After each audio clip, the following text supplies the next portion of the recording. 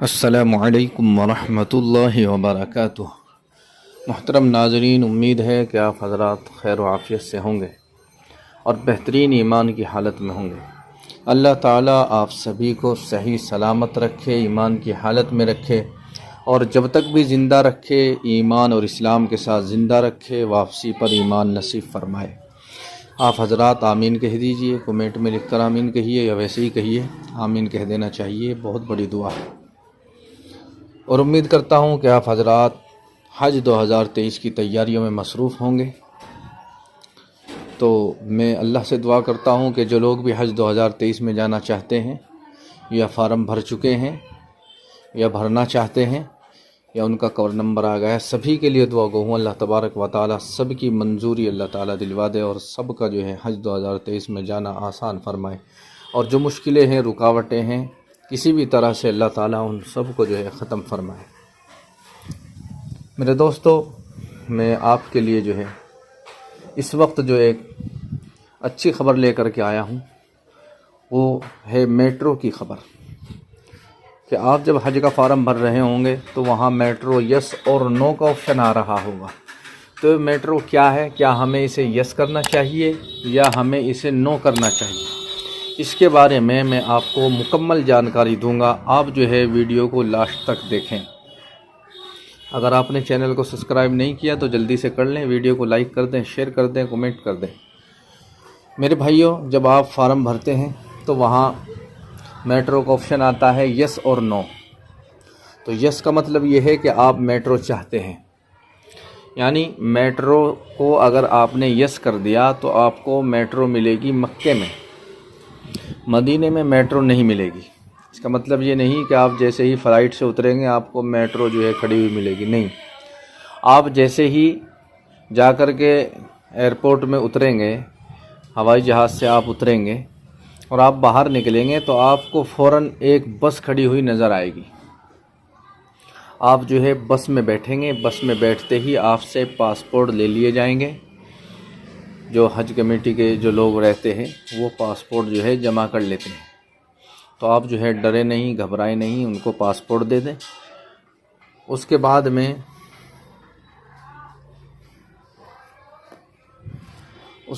میں آپ کو جو ہے وہ گاڑی لے کر کے سیدھے آپ کے کمرے پر جائے گی، آپ کو لے جا کر کمرے میں چھوڑ دے گی۔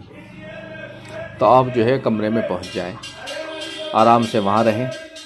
آپ اگر پہلے مدینے میں پہنچے تو آپ مدینے میں 8 دن رہیں گے۔ اس کے بعد میں جو ہے آپ 8 دن کے بعد مکے کے لیے روانہ ہوں گے۔ آپ ٹرین سے نہیں ہوں گے بلکہ بس سے ہوں گے، جبکہ وہاں سے بھی میٹرو چلتی ہے، لیکن حج کمیٹی آف انڈیا آپ کو جو ہے بس سے لے جائے گی۔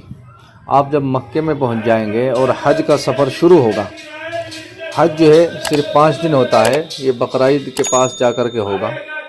تو آپ جیسے ہی وہاں پہنچ جائیں گے تو آپ جو ہے جیسے کہ سب سے پہلے مینا میں جائیں گے تو آپ کو جو ہے میٹرو کے ذریعے سے لے جایا جائے گا۔ اگر آپ نے میٹرو یس کر رکھی ہے تو آپ مینا میں میٹرو سے جائیں گے، 1 دن وہاں رہیں گے۔ اس کے بعد میں آپ اگلے دن بالکل صبح سویرے عرفات میں جائیں گے، میٹرو سے جائیں گے۔ شام یعنی مغرب کی اذان تک آپ عرفات میں رہیں گے، پھر وہاں سے میٹرو سے آپ جو ہے مزدلفہ آئیں گے۔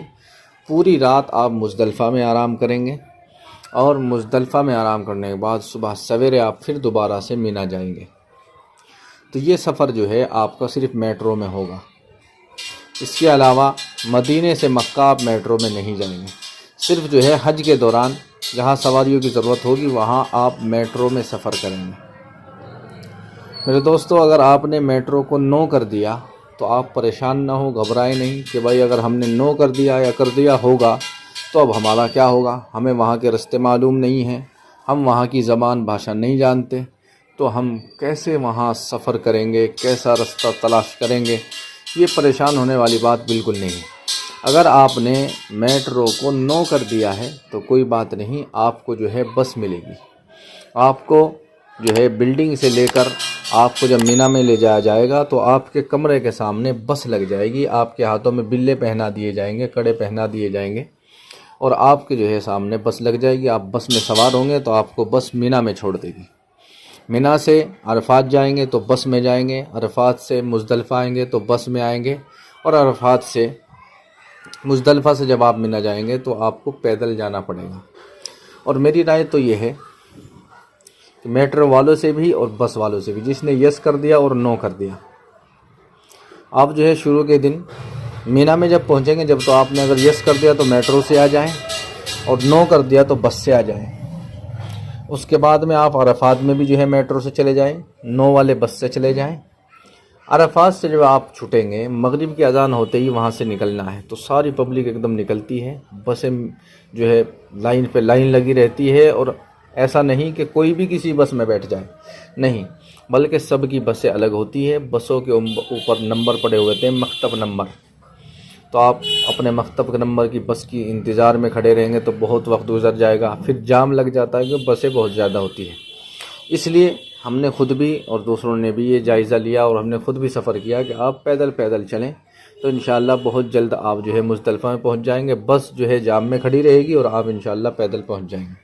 لیکن جو لوگ بزرگ ہیں، کمزور ہیں، ہمارے بوڑھے ماں باپ ہیں، ہمارے ابا ہیں یا ہماری اماں ہیں، وہ جو ہے پیدل نہ جائیں، کیونکہ پیدل میں انہیں بڑی دقت ہوگی۔ ہاں، جو لوگ جوان ہیں، ہماری ماں بہنیں جوان ہیں یا بھائی نوجوان ہیں، وہ جو ہے پیدل سفر کر لیں، مزدلفہ میں پہنچ جائیں۔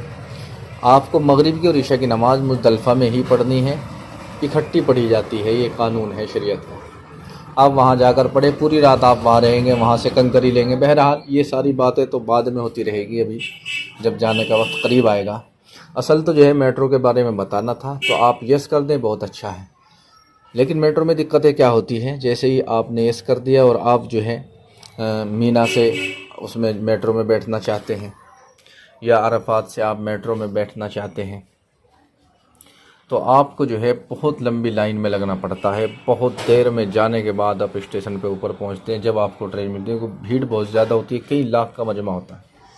تو اس لیے اگر آدمی اتنی دیر میں پیدل بھی چلے تو انشاءاللہ پیدل بھی پہنچ جائے گا۔ لیکن آپ کی مرضی ہے، آپ میٹرو میں بیٹھے یا نہ بیٹھے۔ میری رائے تو ہے نہ بیٹھے تو پیدل نکل جائے، زیادہ اچھا ہے۔ لیکن جو بزرگ ہیں، کمزور ہیں، وہ بیٹھ جائیں تو یہ بہتر رہے گا۔ بہرحال یہ تھی میٹرو کے بارے میں جانکاری۔ اب کچھ لوگ جو ہے سوال کر رہے ہیں، کچھ لوگوں کے سوالات ہیں، انشاءاللہ ان کے بھی جو ہے جوابات دینے کی کوشش کروں گا میں۔ ایک لیڈیز کا سوال ہے کہ میں پریگنیٹ ہوں، میں جو ہے 7 مہینے کا حمل جو ہے تو اب میں کیا حج کا سفر کر سکتی ہوں یا نہیں کر سکتی؟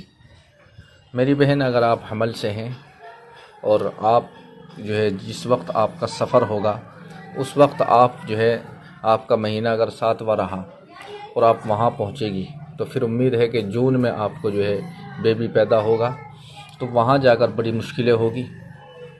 تو اس لیے آپ جو ہے یہ 7واں مہینہ اب ہے یا جب ہوگا، یہ بھی آپ کنفرم کر دیں، اور آپ کسی لیڈیز ڈاکٹر سے، مسلم MBBS ڈاکٹرنی سے صلاح لیں، مشورہ لیں اس کے بارے میں کیا کرنا چاہیے، اور آپ نہ جائیں تو زیادہ بہتر ہے۔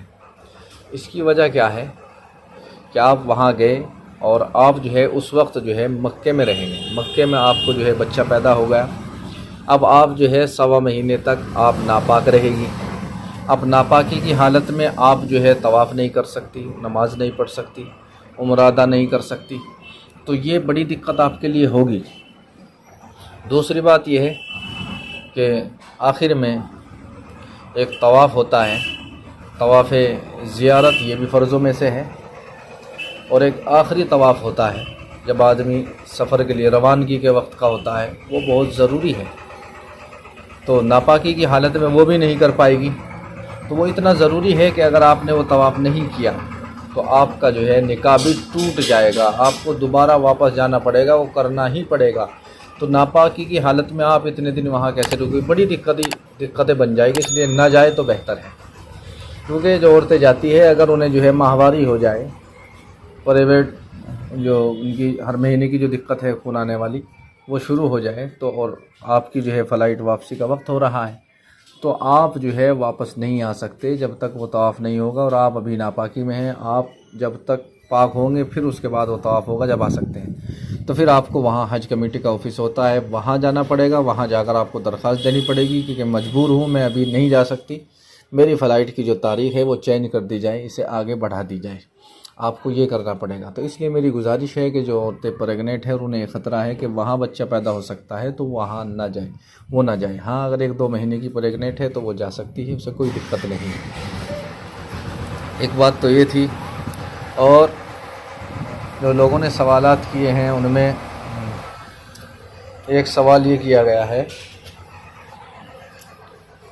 کیا کووڈ سرٹیفکیٹ کے بغیر حج کا فارم بھر سکتے ہیں؟ اہانہ کوئی ہے، انہوں نے سوال کیا ہے۔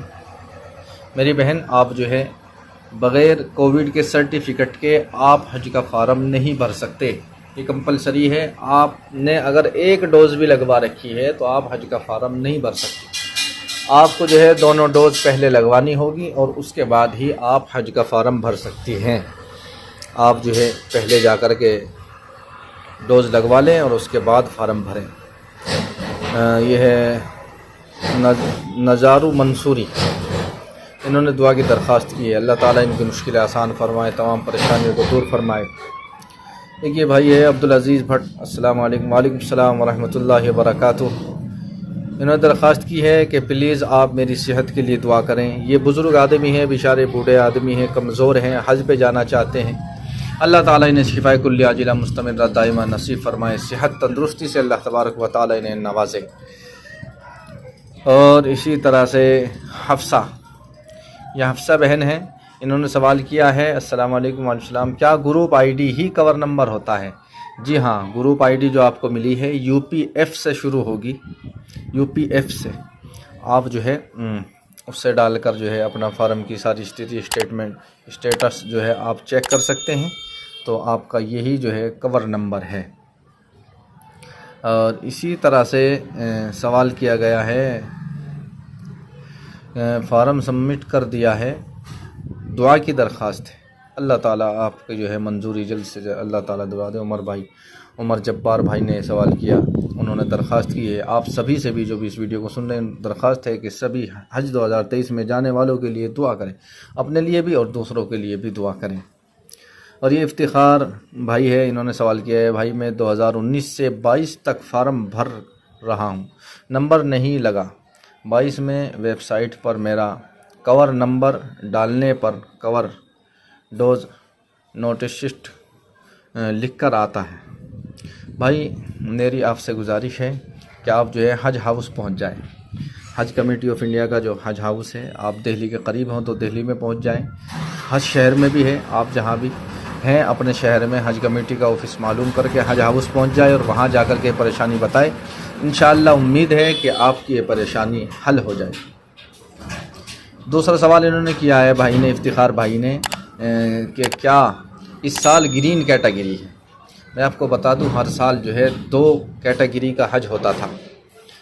2 کیٹیگری کا مطلب یہ ہے، یہ کیٹیگری صرف رہائش کی ہے، حج تو سب کا ایک جیسا ہی ہوتا ہے۔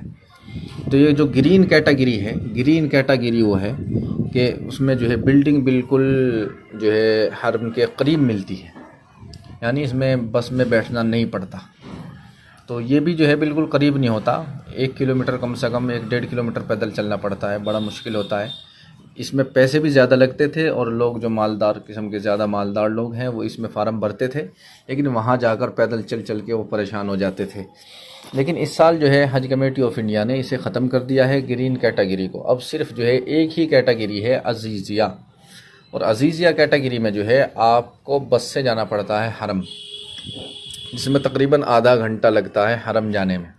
آپ جس وقت بھی رات میں دن میں 24 گھنٹے آپ اپنی بلڈنگ سے باہر نکلیں گے تو آپ کو جو ہے بس کھڑی ہوئی ملے گی، آپ کو بس نمبر دے دیا جائے گا، 2 نمبر 3 نمبر 4 نمبر، تو آپ کی بلڈنگ کی جو بھی بس ہوگی، جو بھی نمبر آپ کو دیا جائے گا، بلکہ ایک کارڈ دیا جائے گا جو آپ کے گلے میں ہوگا بس کا، تو آپ گھبرائے نہیں، عزیزیہ کیٹیگری ہی اچھی ہے اور گرین کیٹیگری کو ختم کر دیا گیا ہے۔ اچھا جی، ایک بھائی